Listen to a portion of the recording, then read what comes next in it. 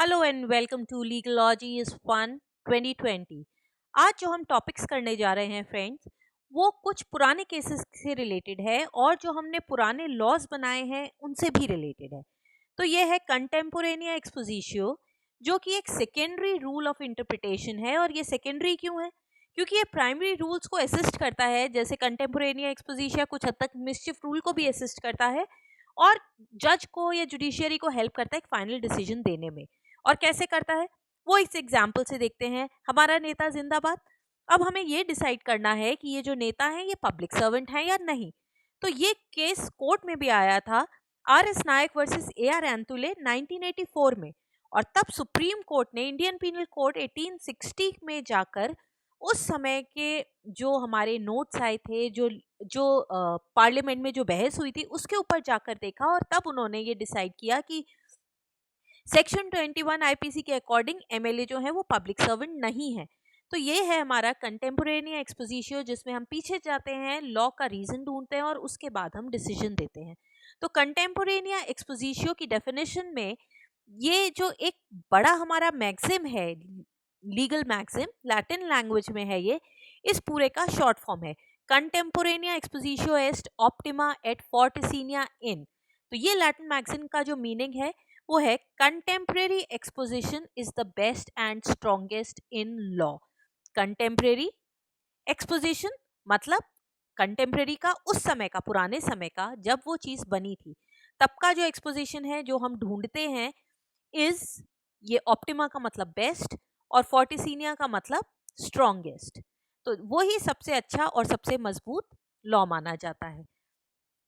तो ये जो बेस्ट एक्सपोजिशन है किसी भी डॉक्यूमेंट का, ये वो होता है जो उस अथॉरिटी ने, उस समय जो भी अथॉरिटी थी, उसने जो भी रीजन दिया था जिससे जिससे ये मिला था। जैसे अगर हम लाइसेंसिंग एक्ट लें या मोटर एक्ट लें, तो जिस अथॉरिटी ने उसे बनाया था, उसने जिस तरह से वो डॉक्यूमेंट बनाया था, जिस पर्पस के लिए वो बनाया था, जिस इंटेंट से बनाया था, हम उसको स्टडी करते हैं। अब इसका प्रिंसिपल क्या है? सैलमन के अकॉर्डिंग एसेंस ऑफ लॉ जो है वो उसके स्पिरिट में है, लेटर भी नहीं है। लेटर जो है वो तो एक तरह से जैसे हम कपड़े पहनते हैं उस तरह का है, एक एक्सटर्नल मैनिफेस्टेशन, वो एक लुक देता है, उसको एक तरह से तैयार करता है। लेकिन जो उसका इंटेंशन है, जो उसका सोल है, जैसे जो हमारी आत्मा है, वो उसमें इंटेंशन में है, शब्दों में नहीं है। तो हमें शब्दों से आगे देखने की जरूरत है। और ये इस केस में बताया गया था कि एक बहुत वेल सेटल्ड अप प्रिंसिपल हो गया है कि कोर्ट जो है वो इंटरप्रेट करते पर स्टैचूट का जो इंटेंशन है उस पर भी उतना ही ध्यान देंगे जितना कि वर्ड्स पर देंगे।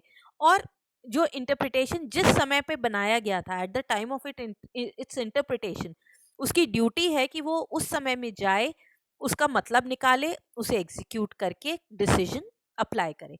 तो उस समय पर जाकर उसकी स्पिरिट और इंटेंशन को ढूंढकर तब आज की डेट में हम उसे अप्लाई करेंगे। अब इसके बेसिक एलिमेंट्स क्या हैं? कंस्ट्रक्शन जो है वो तभी ये वाला यूज करा जाता है अगर जो वर्ड हम ढूंढ रहे हैं या जो इंटेंट हम निकाल रहे हैं वो क्लियरली गलत है। और अगर वो गलत नहीं है तो हम कंटेम्पोरेनिया एक्सपोजिशिया को यूज नहीं करेंगे, क्योंकि उसमें हम इसे ओवरटर्न कर रहे हैं, हम पुराने मतलब ढूंढ के नए को खत्म कर रहे हैं। तो ऐसा तभी होगा जब वो गलत हो।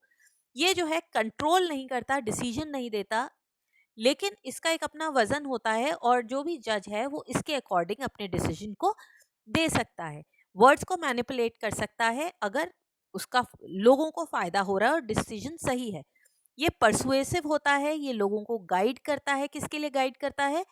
कि वो किस तरह से डॉक्यूमेंट्स और स्टैट्यूट्स को इंटरप्रेट करे, किस तरह से उनका मतलब निकाले।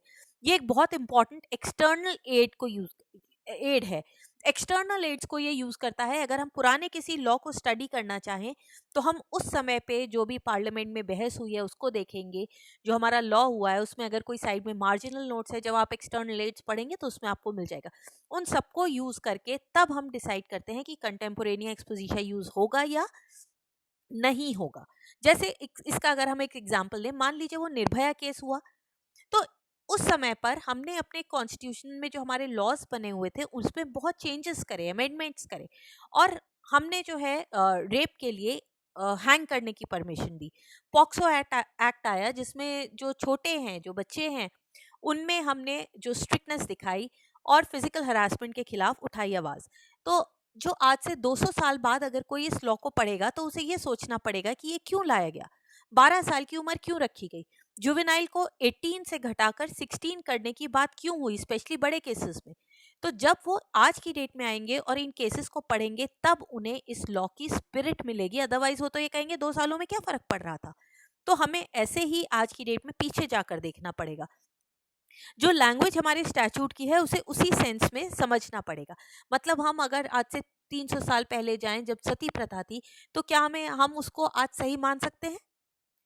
लेकिन उसकी जो वर्ड की जो मीनिंग है वो हमें वहीं से जाकर उठाना पड़ेगा और तब हम डिसाइड करेंगे वो सही है या गलत।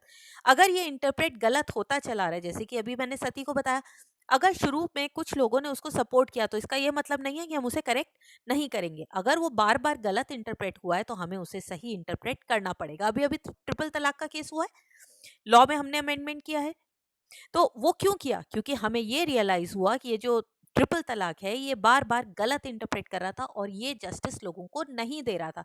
तो मुस्लिम लॉ और मुस्लिम कंट्रीज में भी जब ये नहीं है तो हमारे यहाँ भी नहीं होना चाहिए। और यूजेज और प्रैक्टिस जो है वो इंडिकेट करता है कि वर्ड्स का मीनिंग क्या है। जब हम यूजेज को ढूंढते हैं तो हमें अपने वर्ड्स का सही मतलब निकल के आ जाता है। ये इस केस में Deshbandhu Gupta versus Delhi stock exchange में सुप्रीम कोर्ट का वर्डिक्ट था। अब इसकी एप्लीकेबिलिटी कहाँ पर है? हमने अभी किया कि ये सिर्फ एंशियंट एक्ट्स पर वायबल है, नए नए जो मॉडर्न एक्ट्स हैं उन पर ये नहीं एप्लीकेबल है। हर लैंग्वेज की एक ओरिजिन होती है, उसकी एक जड़ होती है, तो हमें यहाँ पर जड़ में जाना पड़ेगा और वहां से हमें ढूंढना पड़ेगा। अगर हम पहले ये सोचें कि मैसेज पहुंचाने के लिए हम क्या यूज करते थे एक जगह से दूसरी जगह, तो पहले हम टेलीग्राम वगैरह यूज करते थे। और अगर आज की डेट में हम कहें अरे तुम्हें मैसेज भेजने में 3 दिन क्यों लगे, तो वो बता सकते हैं कि उस समय पर मोबाइल्स वगैरह नहीं थे। तो हमें उस समय की सिचुएशन को समझना पड़ता है और उसके बाद हम पुराने एक्ट्स और स्टैट्यूट्स को समझते हैं। ये तभी यूज होता है जब हमारा कोई वर्ड एम्बिगुअस हो, उसका मैसेज हमें क्लियर ना हो, और ज्यादातर पॉजिटिव एक्सपोजिशन में होता है जहां पर ये बताया गया हो कि क्या करना है। जहां पर ये लिखा है कि ये काम हमें ABCD नहीं करने, वहां तो लैंग्वेज क्लियर होती है और हम इसे ज्यादातर यूज नहीं करते। ये जो है डिसाइसिव नहीं है, सिर्फ परसुएसिव है। ये सिर्फ हमें गाइड करता है, ये कोई पक्का रूल नहीं है कि हमें उसे फॉलो करना ही करना है। ये कहाँ कहाँ पर एप्लीकेबल नहीं है? जहां पर हमें ये समझ में आ रहा है कि जो हमारा स्टैचूट था उसका इंटेंशन ही वो था जो हम समझ रहे हैं। अगर इंटेंशन उसका वही वही था तो अब इसको अप्लाई नहीं करेंगे, मॉडर्न एक्ट्स पर अप्लाई नहीं होता। कई बार ऐसा होता है पुराने एक्ट्स जो है वो गलत नजर आ रहे होते हैं, गलत तरह से इंटरप्रेट होते हैं। तो अगर ऐसा है कि वो गलत तरह से इंटरप्रेट हो रहे हैं, लोगों को नुकसान हो रहा है, पब्लिक बेनिफिट के लिए नहीं है, तो उस केस में हम इसे हटा देंगे, इसे यूज नहीं करेंगे। और इंटरप्रिटेशन जो है वर्ड्स को नए फैक्ट और सिचुएशन के हिसाब से हम देखते हैं कि वो आज की सिचुएशन में वो लोगों को नुकसान तो नहीं पहुंचा रहा है। और ये जो एक्ट्स हैं वो कंपैरेटिवली मॉडर्न एक्ट्स पर यूज बिल्कुल भी नहीं होगा। अब इसके एडवांटेजेस क्या हैं कि जिस समय जिसने लॉ बनाया था उस समय के जजेस उसके बेस्ट हमें ओपिनियन दे सकते हैं कि वो लॉ क्यों लाया गया था। लेकिन एक और फायदा है कि अगर हमें लग रहा है कि ये आउट मॉडल हो गया है तो हम लेजिस्लेचर से रिक्वेस्ट करके उसे हटाने की बात कर सकते हैं। जैसे अभी इस केस में हुआ था, जब हैंग करने की बात हुई थी, तो हमने ये देखा कि हैंग करने के लिए प्रोसेस बहुत लंबा हुआ है, तो हम लेजिस्लेचर से उसको ठीक करने की बात भी कर सकते हैं। तो ये जो है जो हमारा स्टैचूट है उसकी जड़ में जाता है और इसी वजह से वो स्पिरिट को, जो लॉ की स्पिरिट है उसको बचा के रखता है।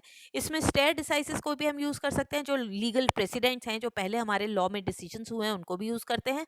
और कई बार जो जड़ का मतलब होता है बिल्कुल वर्ड का जो पुराना मीनिंग होता है वो आज के टाइम से अलग होता है, हम इसको डिस्कस कर चुके हैं।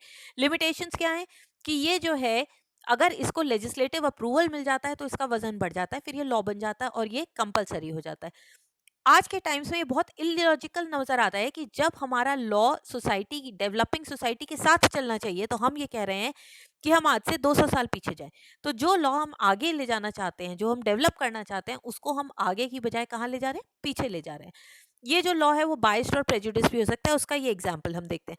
सुप्रीम कोर्ट ने टेलीग्राफ एक्ट और एविडेंस एक्ट जो कि 1885 और 1872 के हैं, उसमें तो ये प्रिंसिपल अप्लाई करने से मना कर दिया कि ये मॉडर्न एक्ट है। और बॉम्बे म्युनिसिपल कॉर्पोरेशन एक्ट जो कि 1888 का है, इन दोनों के बाद का है, उसमें ये रूल अप्लाई किया है।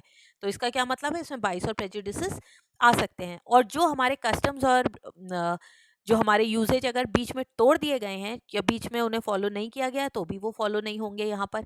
और कस्टम जो है हम ये मानते हैं कि कस्टम को इसमें ज़्यादा इंपॉर्टेंस मिलती है रादर देन और जो हमारे लॉ को इम्पैक्ट करने वाले फैक्टर्स थे। और ये परसुएसिव है और डिसाइसिव नहीं है, ये सिर्फ एक रास्ता दिखाता है, चलने की बात नहीं करता। अब हम एक केस ले लेते हैं, National and Grindlays Bank versus Municipal Corporation for Greater Bombay. अब ये वही केस है जिसको हमने कहा है कि जो हमने अभी पीछे किया था कि 1988 के एक्ट में उसने कंटेम्प्रेरी या एक्सपोजिशियो को अप्लाई कर दिया।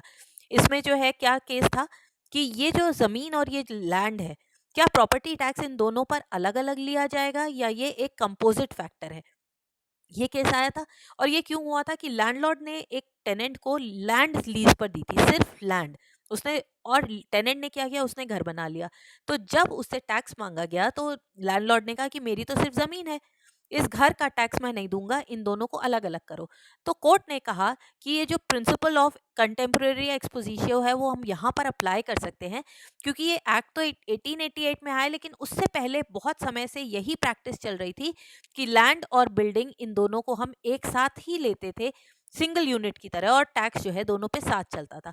तो अभी भी ऐसा ही होगा, हम इन दोनों को साथ में लेकर चलेंगे, क्योंकि इस एक्ट की जो स्पिरिट है उसमें इसको साथ में ही लिया गया है, बॉम्बे म्युनिसिपल कॉर्पोरेशन एक्ट के अकॉर्डिंग। दूसरा ये केस आया था supreme court advocates on record association versus union of India. और इसमें इशू क्या था कि जो chief justice of India high court के जो जजेस को अपॉइंट करता है, ट्रांसफर करता है, सिलेक्ट करता है, क्या इसमें सुप्रीम कोर्ट और जो हमारी गवर्नमेंट है उन दोनों को इक्वल राइट मिलना चाहिए।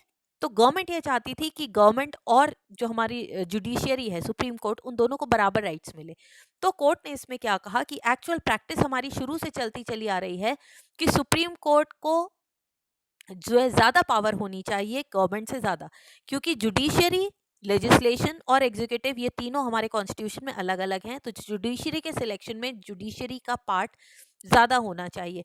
तो जब गवर्नमेंट ने कोशिश करी कि गवर्नमेंट और जुडिशियरी दोनों को बराबर मिले, तो ये डिसीजन उन्होंने कंटेम्प्रेरी एक्सपोजिशिया को अप्लाई करके किया था कि जुडिशियरी की पावर हमेशा से ज़्यादा रही है और यही हमारे कॉन्स्टिट्यूशन का इम्पैक्ट है और हम उसे कन्फर्म करेंगे। ये दो छोटे छोटे केसेस और ले लेते हैं। Haryana state lotteries Iqbal versus government of NCT, ये दिल्ली का है, ये 1988 में। इसमें ये डिसाइड करना था कि लॉटरी टिकट्स जो हैं वो गुड्स हैं या नहीं, और इन पे सेल्स टैक्स लगेगा या नहीं। तो पहले ये कहा गया था कि इस पे कंटेम्प्रेरी एक्सपोजिशियो के अंडर इस पे टैक्स नहीं लगेगा, क्योंकि बहुत समय से जो भी लोग लॉटरी ले रहे हैं उन्होंने कभी टैक्स दिया नहीं, और वो यही मानते आ रहे हैं कि लॉटरी पे टैक्स नहीं लगता।